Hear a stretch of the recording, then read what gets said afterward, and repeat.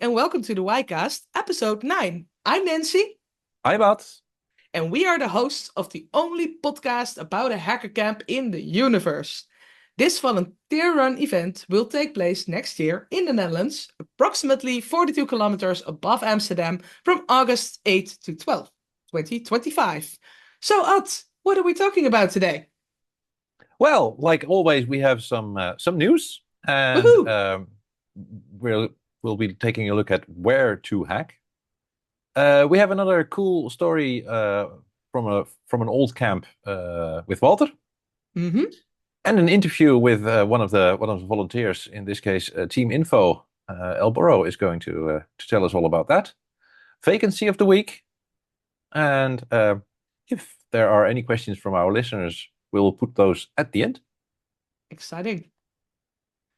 So, shall we start with the news? Yes. So last week we had our monthly online orga meets where everybody is welcome, by the way. So if you're interested on what teams are working on, what the organization is working on in a broader sense, you are more than welcome to join us the 4th of December online and the 14th of December offline, an in-person meeting at Bitlayer in Amersfoort. Yes. Because I will never say that wrong name. again. You will never.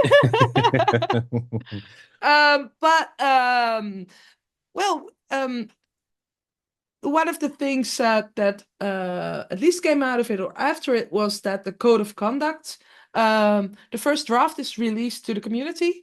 Mm-hmm. It also has been sent throughout the mailing list, so you can give some input on that because we really want it to be something that is broadly known by anyone, and also give everybody the opportunity to have some input or feedback on it beforehand. Yep. You can look at the wiki as well on the wiki page for Team Cohesion. Cool. It's posted there as well. It's posted there as well, and we want to have a final draft version, so to speak, because it might change. We don't know, but at least we want to have a proper version before ticket sales start. Yeah. And ticket sale will start in Fingers hopefully crossed. 3 to 3.5 weeks. So that's soon. That's close. That's close. Yeah. Just blink a few times and you'll miss it. Another thing, Yeah. Do you know this Big Bang Theory episode where Sheldon gave a gift to Amy? Yes. Do you remember what? Tiara! It's a tiara! Right? And you have one. I have one. So if you're listening to this, I'm showing it on the YouTube channel, but I will share the link to the design in the show notes. I will put it on my head now for the viewers. It's a WHY2025 tiara. It's amazing. It can be 3D printed. It looks great on Henry, or Saint Henry, how we call him these days. And I will also share a picture why that is the case. But a big shout out to Boekenworm Crystal, who made the design for the WHY2025 tiara. And I got this one printed by Marieke Pindakaas. So I was wearing it. More people were wearing it on the last couple of events, and I think it's just very nice eye catcher to actually make people wonder why. And I think it actually prints fairly quick, so you could make a whole batch. So maybe a shout out to people with 3D printers out there. If you can download the file of Crystal, print some for the in-person meet for 14th of December. Yeah, so we can all wear our nice WHY2025 to Christmas dinners and other parties afterwards. Cool. So yeah, I will just keep it on because it looks nice on me. Sure. Each week, we will share where you can find why-minded people, where to hack. Danielle had a suggestion for the OWASP. OWASPbenelux.eu. 28th and 29th of November in Utrecht. Again, there's a lot of stuff to do in Utrecht. Yeah. Yeah. It's very central in the Netherlands, so that makes sense. On-site only. So if you don't want to miss it, you have to actually go there. And it's technical talks by experts in security, DevOps, and cloud. There are some training sessions for hands-on learning security stuff. There's obviously some keynotes and some vendor booths. Maybe there are some gadgets to gather there. So if you're there. And I see some Y-minded people as well, because I see Martin Knoploch there. And I know he's one of the frequent goers to Dutch camps. I know Ule Johansson from a former life when I was in open source voice over IP. But I think there are most definitely some Y-minded people there. And also Daniela will be there. So another shout out to Daniela, because she thinks we use her name too much in this podcast. So yes, if you want to do something with open source, security, DevOps, cloud stuff, go check it out. 28th, 29th of November in Utrecht. And the link is in the show notes. Yes. And let's go to Walter. Each episode will be diving into a piece of history, something special from the predecessors of WHY2025. So that could be from the Galactic Hacker Party from 1989, Hackers at the End of the Universe from 93, Hacking in Progress 97, Hackers at Large 2001, What the Hack 2005, Hacking at Random 2009, Observe Hack Make 2013, Still Hacking Anyways 2017, May Contain Hackers from 2021, no, COVID happened, so that became May Contain Hackers 2022. So, Walter, great to have you back again. Let's talk about Hull. Oh, please enlighten us. Hackers at Large, 2001. I don't know how many other stories you are going to tell about Hull, but the most interesting was the when it was decided that it would be at the University of Twente. Then the police got wind of it, and they said, "I'm not sure we want to really have this amount of hackers on the terrain somewhere," and they tried to push the University Twente into saying no to the event. And I've seen the letters actually. I have an ordner where all the things from the police and the university are in there. That's very cool. What happened was that in the board of management of the University of Twente were people that were also related to the event. Oh no, not really. The board of management was on a trip somewhere when they got this letter saying, we really urge you to not have this event here. And then, because the board was not there, the letter was sent, came on the desk of somebody who had close links to the organizers. And they sent some really nice letters back saying, well, no, we're going to go and have this event here. So it happened, luckily. It was a close call, or it wouldn't have happened at the University of Twente. And hackers being hackers, they made fun out of it, because there was this guy from the police called Frans Kolkman, who at one point, well, it's not clear if he actually said it, but we thought he said that we were staatsgevaarlijke anarchisten, anarchists, and t-shirts were made saying staatsgevaarlijke anarchisten. I must have it somewhere in my closet still to wear during the event, because the police was also there with a big bus and people. So at the previous conference, it was the police mingled with the public, but at Hull, they were like separate, and they were in this big bus, and they let people in, so they were open to have a conversation, but it was not as open as it was before. And they were really there, I think, with the idea we have to oversee and see what's going on, and if everybody is playing by the rules. They started off on the wrong foot, maybe. If you compare that to the one before. It was. I had a better feeling with the police in the previous event than I had at the whole event. But it wasn't that bad. I mean, they were at the entrance. There was this big bus, and that was it. Yeah, I took a tent, and I needed to bring a computer, because when you go to a hacker camp, you bring computers in your tent, and I also collect computers. So I thought, let's bring something fun. So I had a Microvex computer, which is like a huge thing, and It's called micro, but I don't know why. Well, yeah, I do know, but because in the 1960s the computers were a room full. That's why it's called micro. yeah, it went And from a room to large garbage bin sized computer. So that was micro, but yeah, you could hurt your back on those. you could. There is another fun fact about HAL 2001, right? Mm-hmm. Might have been in the interview, but let's repeat it, and so we can have share the link in the show notes as well. Yeah, this is the first camp that has all the talks recorded and stored at media.ccc.de/c/HAL 2001. Perfect. So if you want to have a deep dive in historical, archaeological IT. Well, free BSD as it was in 2001, and something about Java and IPsec. IPsec already back in 2001. So yep, there's a lot of talks available at the CCC. And I think loads of them are still relevant, right? Some things never change.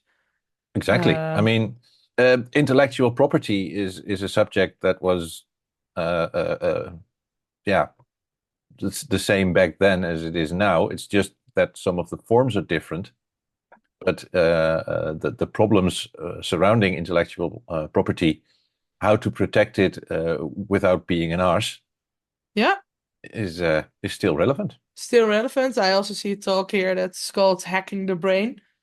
Well, books are today even being brought to the market that has something to do with the hacking of the brain.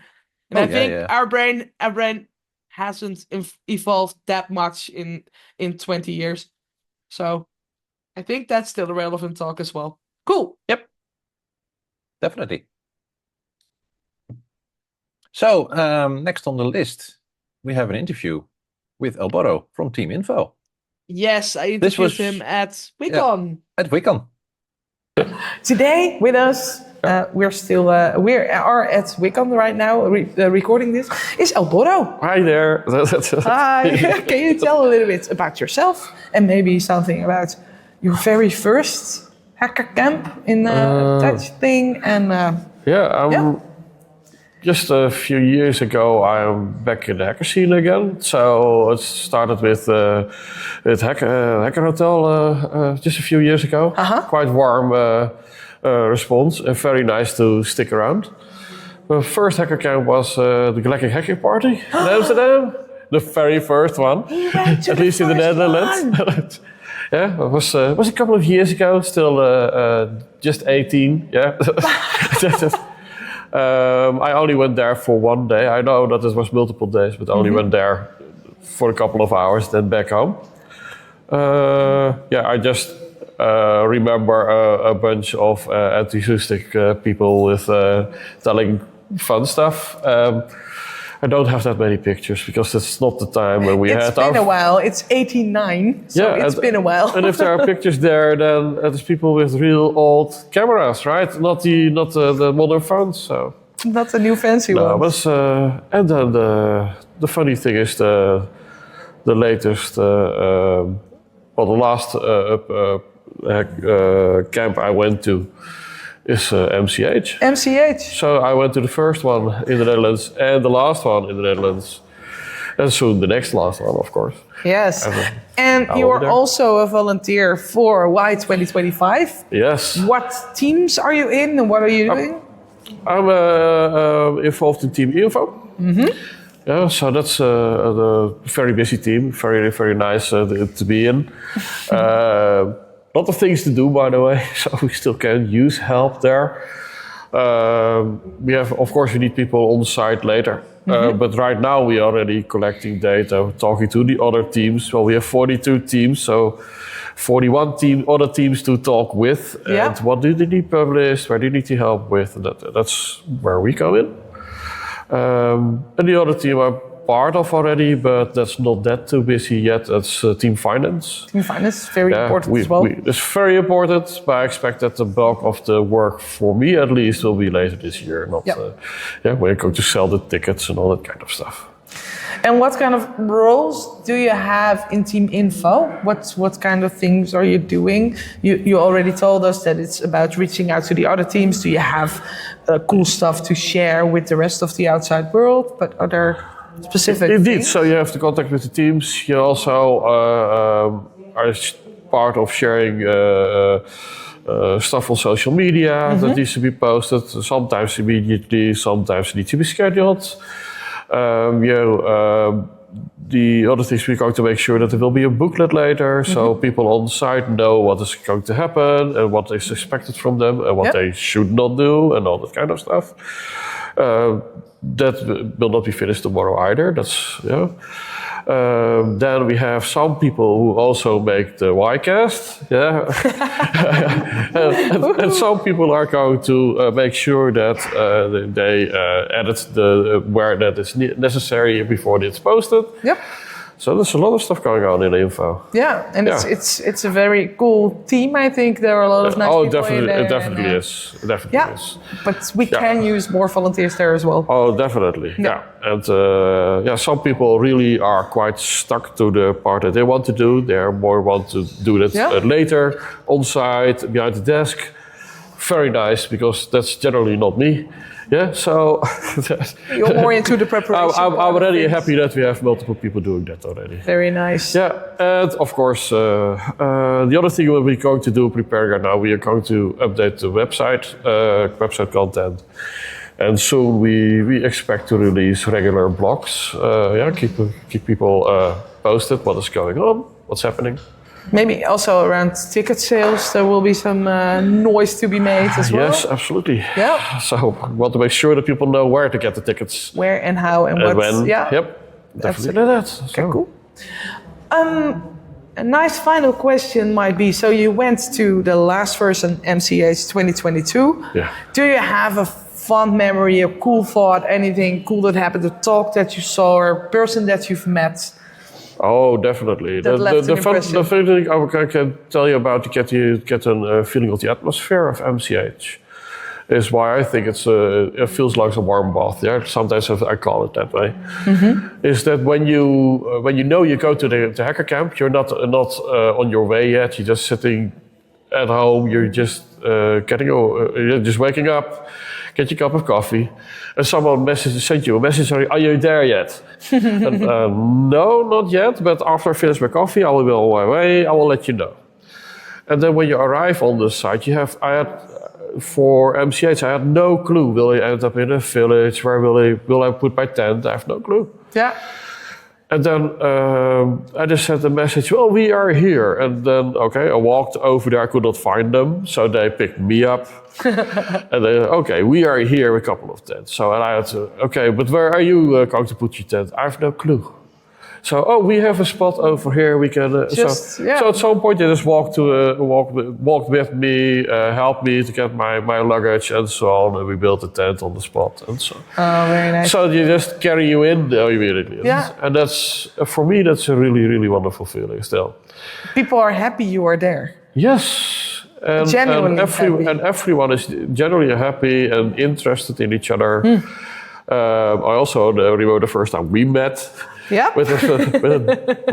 Just instead of what do you do in the generally days or make you happy, just something like that. But the way you asked it, for me, it was just completely flabbergasted. What? But it's really nice. And those are the really nice memories I have over there. Oh, that's cool. Yeah. Nice to hear. Yes. So you can always join a village if you want to. Everybody is more than open to welcome you as well. Yeah. If you've never been, or it's been a while since quite a while, yes. But it is, and you can also angel, right? So you can, if you go to you are not part of a team yet. Of course, it's fun to be part of a team, but if you're not there, you can still help on the site itself. Absolutely. Yeah, and that's genius, absolutely genius. You can say, I did not help before, but maybe there's something on the list. I'm going to help here an hour. And Yeah. That's possible as well. So you're part of the community. It's not just a festival, it's more a community. We make the event together. Yes. Yeah, absolutely. Yeah. Rob, thank you so much. And we'll talk to each other soon again. Oh, definitely. Thanks, Nancy. Thank you. Go over to the vacancy of the week based on this lovely interview with Elborro. What does Team Info need? You're part of Team Info. That helps. I'm part of Team Info. And I can't do everything by myself. So we need you. Luckily, there's already a couple of very busy team members. But we could use some more help with, on the one hand, promoting stuff, both on socials as well in-person events, and enthusiastically telling about previous camps and how awesome WHY2025 will be. But also soon, especially when ticket sales are near or opened, we should start at sending out packages and posters and stickers and stuff to all the people that need to hear about WHY2025. And that's where lists need to be made. Lists need to be checked. So it's not just the local hackerspaces in the Netherlands. I mean, we have quite a nice database of that. Hackerspaces.nl fixed that for us. But we also need the international hackerspaces. We need education institutes. So we need people who can Google and fact check, administrate all the addresses in a big list. So if you think that is something where you could help, so you don't have to talk to people, but just message us, and then you can also provide some assistance for Team Info. Yeah, so desk research is also very wanted, and also we will probably have a sweatshop somewhere in the next couple of months to make these packages and send them out to all the places where we think why-minded people who aren't aware yet that they are why-minded people could go to. So, exactly. Team Info on the wiki, or send an email to info@why2025.org. Perfect. Do we have messages from listeners? Unfortunately, no. Okay. So apparently we are very clear in what we explain, because nobody has any questions. And a great positive shout out to Team Info, who are doing a great job in informing people in all other ways, like mailing lists and wikis and things like that and whatnot. And the website, of course. I heard a new blog post is coming out, or supposed to come out, or is out on the website. By the time you are listening to this, it's probably out. Yes. Ooh. So go to the regular website, so not the wiki. You can go to the wiki through the link on the regular website, why2025.org. And if you want to stay tuned via text messages, you can also do that, or sign up for the mailing list. Yep. So I guess then that's that for this episode. For this episode, yes. And if you have any feedback for us from the WHYcast, you could leave that in the comments down below if you're on YouTube. Of course, like and subscribe, because we need those social media influencer things. And you're very welcome to send us an email at whycast@why2025.org, and hope to see you next week. Next Friday. WHYday.